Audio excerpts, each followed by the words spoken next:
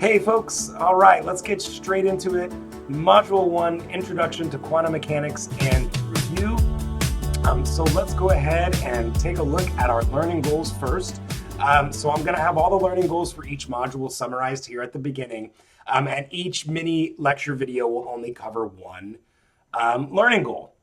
So our first one that we want to talk about, know the SI units discussed in class and be able to convert energy into various units. So let's go for it.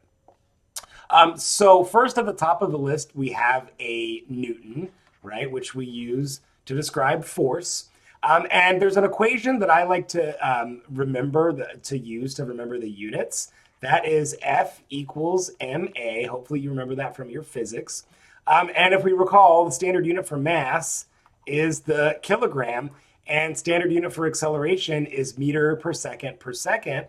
So therefore, the Newton is a kilogram meter per second squared. So the joule, we use that for energy. And another useful equation that I like to recall to help me remember the units is, of course, Einstein's famous E equals mc squared. And once again, if we use our standard unit for mass, that is a kilogram, and c being speed of light expressed as velocity in meters per second squared will then be a meter squared per second squared. Thus, a joule is a kilogram meter squared per second squared.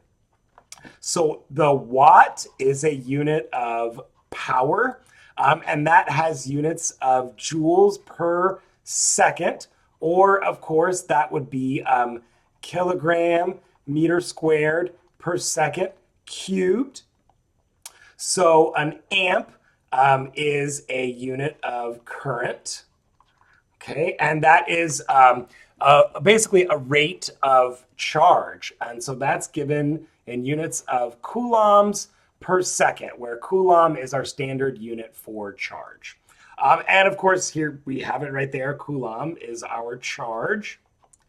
And one way to write what a coulomb is, of course, an amp second. So as you can see, the amp and the coulomb are interchanged quite easily. The volt we will use to describe potential. And that has units of joule per coulomb. Or, of course, we could call that a joule per amp second. Now, what's special for us here, what maybe you haven't been exposed to, is the electron volt.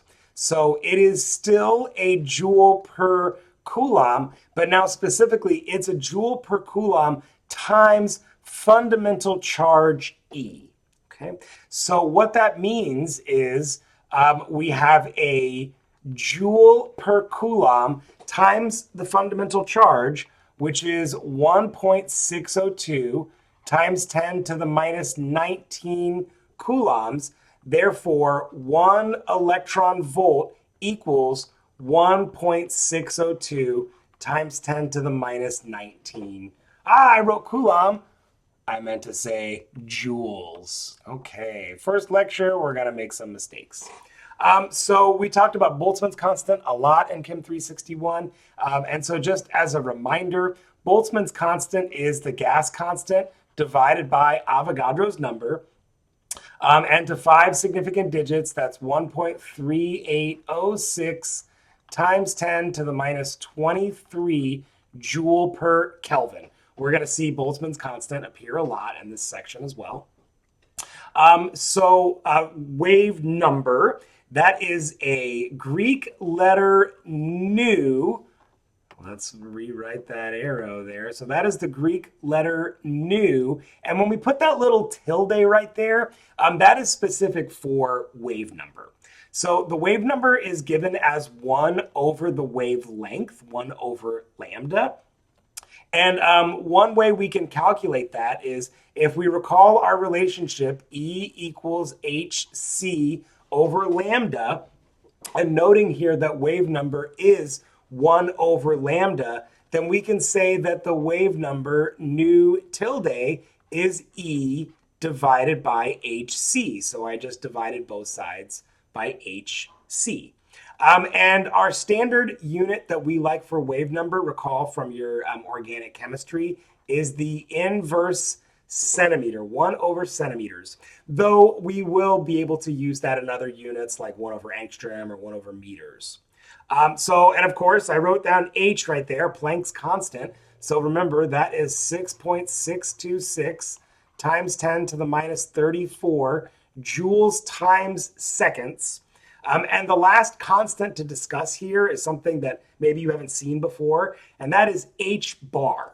And so H bar is technically given as H divided by 2 pi. So take this value of Planck's constant, 6.626 times 10 minus 34 joule seconds, and divide that by 2 pi.